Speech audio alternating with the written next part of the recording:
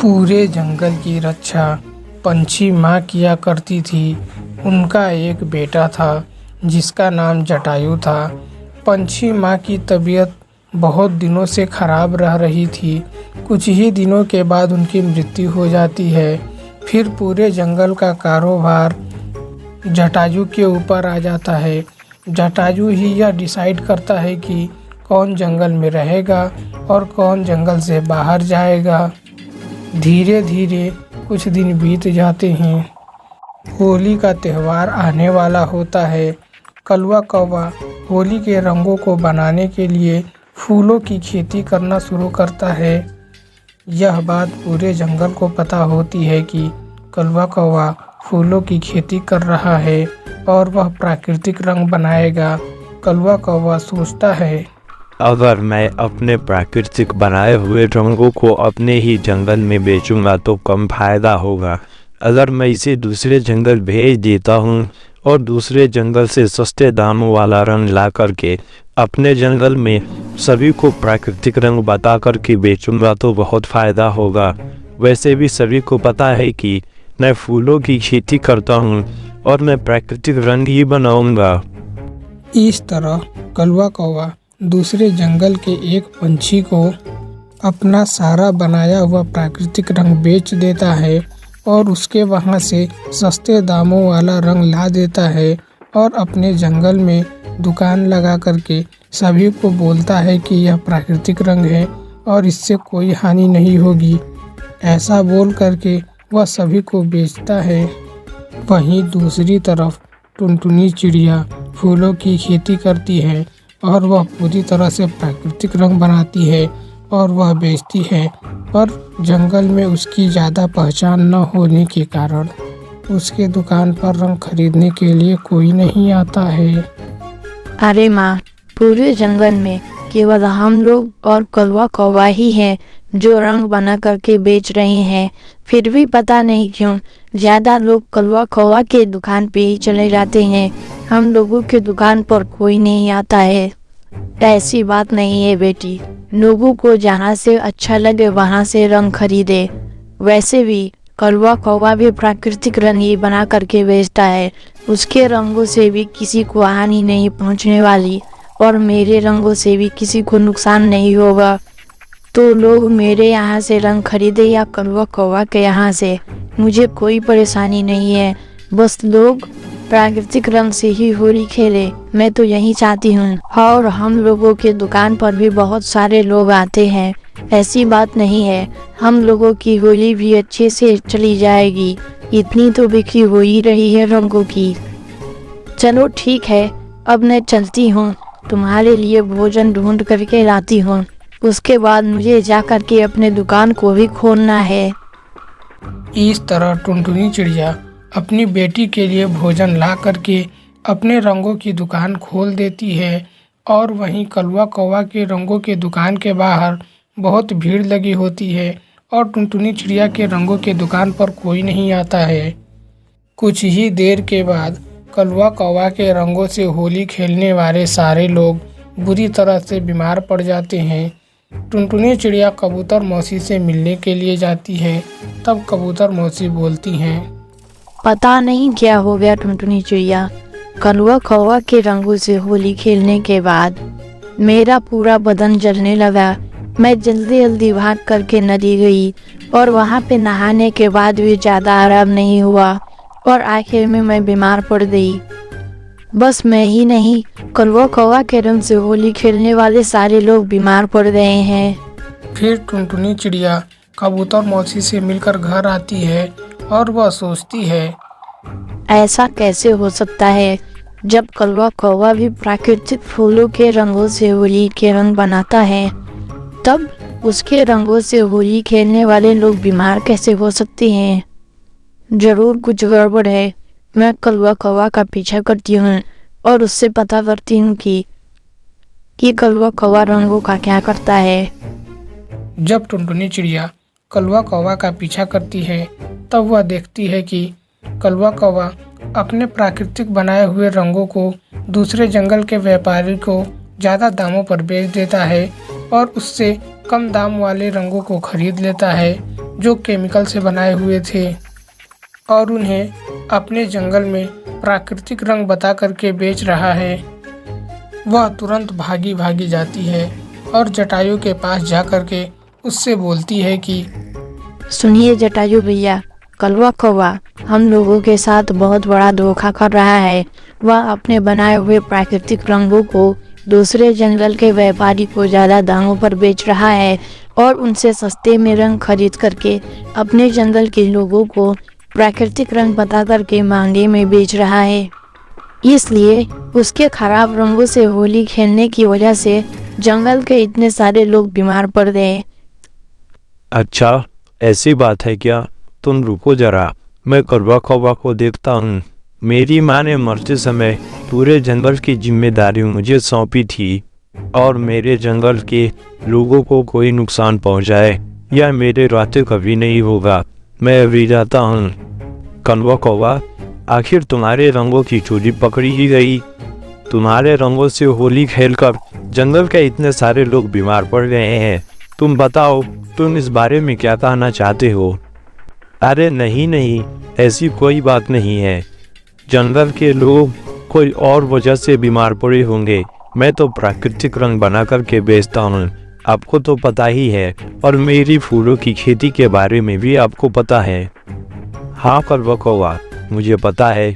तुम्हारे और तुम्हारे उस व्यापारी साथी के बारे में भी, जो तुमसे प्राकृतिक रंग खरीदता है और सस्ते दामों वाला रंग तुम्हें बेच देता है। अब चलो, जितने लोगों ने तुमसे रंग खरीदा है सभी के पैसे तुम वापस करो और यह जंगल छोड़कर उसी जंगल में रहने के लिए चले जाओ जहाज पे तुम यह रंग को बेच रहे थे। इस तरह कलवा कौवा सभी लोगों के पैसे वापस करके जंगल छोड़ के हमेशा के लिए चला जाता है। और वहीं दूसरी तरफ जटायु टुनटुनी चिड़िया से बोलता है, चलो टुनटुनी चिड़िया, अब जंगल में कोई और रंग बेचने वाला नहीं है। अब केवल तुम ही रंग बेचने वाली हो और मुझे तुम पे पूरा भरोसा है कि तुम प्राकृतिक रंग बना करके ही बेचती हो। इसलिए मैं जाता हूँ और जंगल के सभी पंछियों को इकट्ठा करके बोल देता हूँ कि सभी लोग टुनटुनी चिड़िया के यहाँ से ही रंग खरीदें। इस तरह टुनटुनी चिड़िया के सारे रंग बिक जाते हैं और गरीब टुनटुनी चिड़िया की होली हैप्पी होली में बदल जाती है। कुछ ही दिनों के बाद होली आने वाली थी। सभी लोग होली की जोरों शोरों से तैयारी कर रहे थे। टुनटुनी चिड़िया रंग को बेचने में लगी थी। टुनटुनी चिड़िया फूलों की खेती करती और उससे जो फूल मिलते वह उससे घर पे ही प्राकृतिक रंग बनाती। वहीं बगल में कलवा कौवा ने प्राकृतिक रंग के जगह आर्टिफिशियल रंग का प्रयोग करता और वह सबसे ज़्यादा रंग बिकते, जिसे देख करके टुनटुनी चिड़िया की बेटी रानी चिड़िया टुनटुनी चिड़िया से बोलती है, माँ, कलवा कौवा को देखिए, आपके रंग को कोई नहीं खरीदता। वहीं कलवा कौवा के रंगों के दुकान के बाहर भीड़ लगी रहती है और हम लोगों का रंग कोई नहीं खरीदता।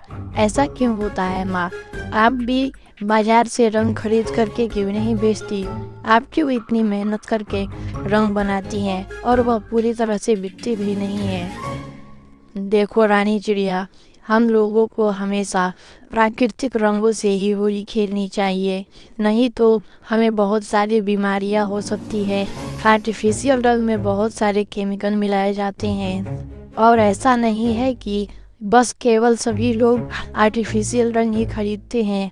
कुछ ऐसे भी लोग हैं जो हम लोगों के प्राकृतिक रंग को भी खरीदते हैं। इस बार हमारी फूलों की खेती बहुत अच्छी हुई है और उससे बनने वाले रंग भी बहुत सुंदर हैं। तुम चिंता मत करो, हम लोगों का भी दुकान चलेगा। जब लोगों को पता चलेगा कि प्राकृतिक रंग का कितना महत्व है, तब सभी लोग हम लोगों के दुकान पर ही आएंगे, क्योंकि पूरे जंगल में प्राकृतिक रंग और कोई नहीं बनाता है।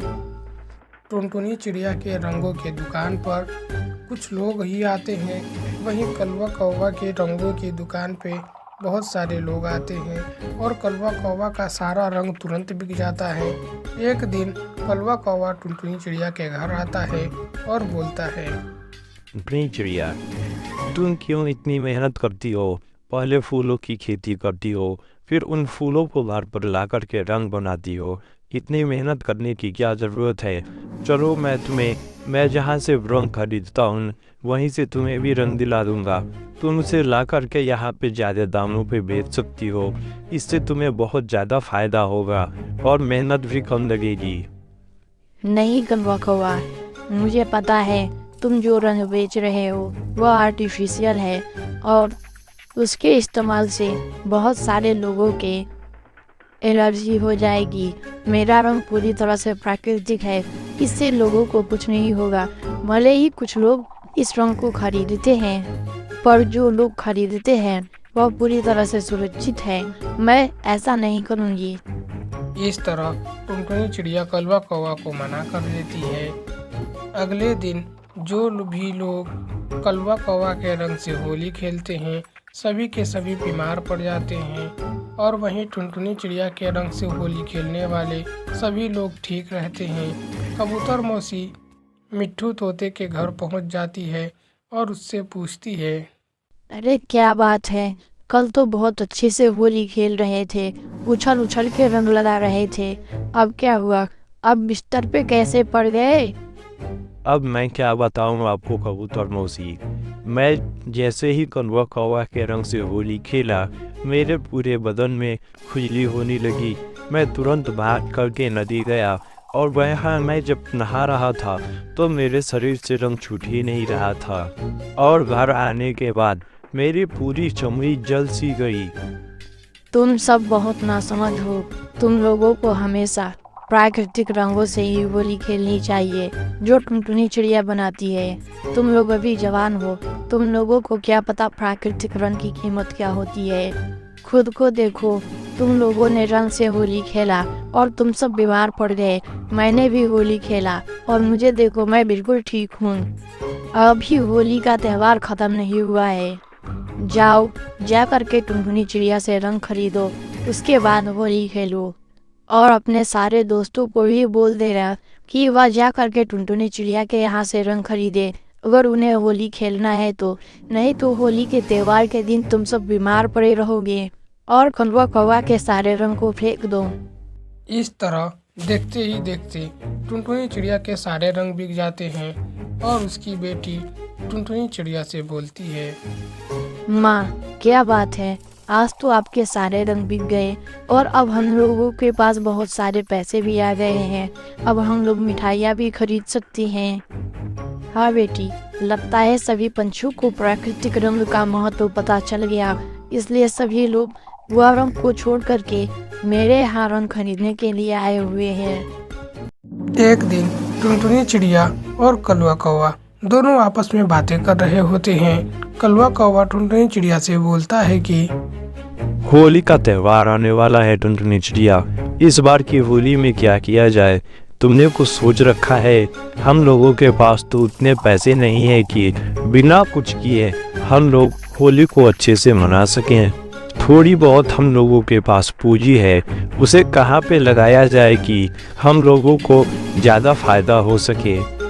मैं क्या सोचती हूँ, क्यों न इस बार होली के दिनों में रंगों का दुकान लगाया जाए।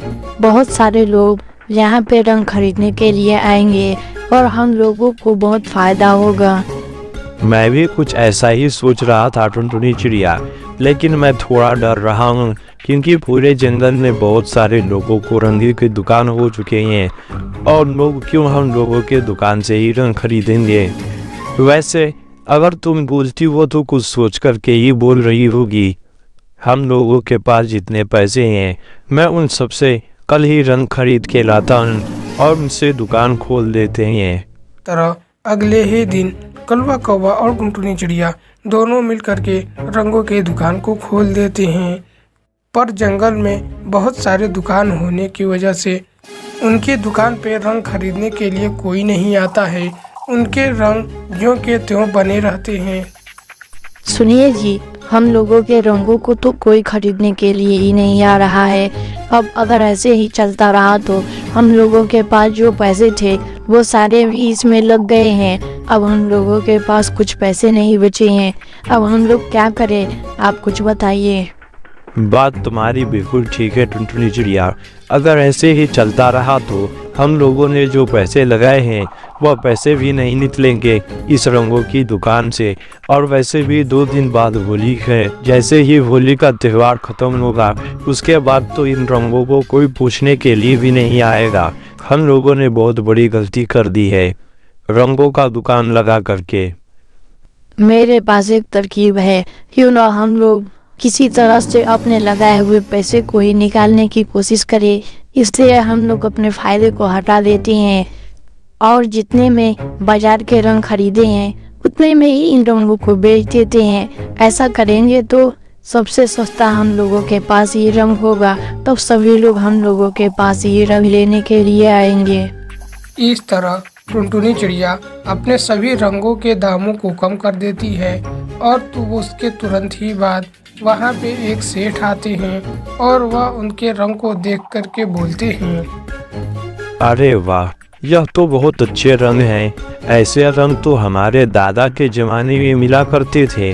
आप लोग यह इतने अच्छे रंग को इतने सस्ते में कैसे बेच रहे हैं? इसकी कीमत तो बाजार के दूसरों रंगों से भी ज़्यादा है। आप बिल्कुल सही बोल रहे हैं, यह रंग काफ़ी अच्छे हैं, पर क्या करें, हम लोगों के रंगों के दुकान पे कोई नहीं आ रहा। हम लोगों का दुकान बहुत छोटा है, सभी लोग बहुत बड़े बड़े दुकानों पे रंग खरीदने के लिए चले जाते हैं और गरीब के पास कोई रंग खरीदने के लिए नहीं आता। आखिर वह लोग करे तो करे क्या? हम लोग गरीब हैं, बहुत मेहनत से जो भी में हम लोगों के पास पैसा था उन सभी पैसों के रंग खरीद लिए हैं, पर हम लोगों का रंग बिक ही नहीं रहा। इसलिए हम लोगों ने सोचा कि जितने पैसे का रंग खरीदे हैं बस केवल वह पैसे ही निकल जाए, इसलिए हम इसे उतने ही पे बेच रहे हैं। इसलिए हमारे रंग सबसे सस्ते हैं। आखिर हमें भी तो होली मनानी है। इतना सब सुन कर के उस सेठ की आंखें भर आती हैं और वह बोलता है, तुम लोग ठीक बोलते हो, मैं भी कोई बड़ी सी दुकान पर ही जाकर के रंग खरीदने वाला था, पर तुम लोगों का रंग इतना अच्छा है कि मैं यहीं पे आ गया।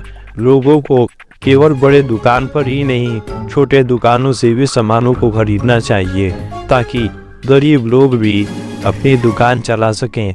अब मैं तुम लोगों के यहाँ से ही सारे रंग खरीदूंगा और यह रंग इतने अच्छे हैं कि मैं तुम्हारे सारे रंग खरीद लूँगा और अपने सभी रिश्तेदारों के यहाँ भी भेज दूँगा और तुम लोग जितने पे मुझे चाहो या रंग उतने पैसे में हमें दे सकते हो। इस तरह टुनटुनी चिड़िया अपने रंगों के दामों में थोड़े से बढ़ा करके पूरा रंग सेठ को बेच देती है और वह बहुत खुश हो जाती है। इस तरह गरीब टुनटुनी चिड़िया की होली भी अच्छी हो जाती है।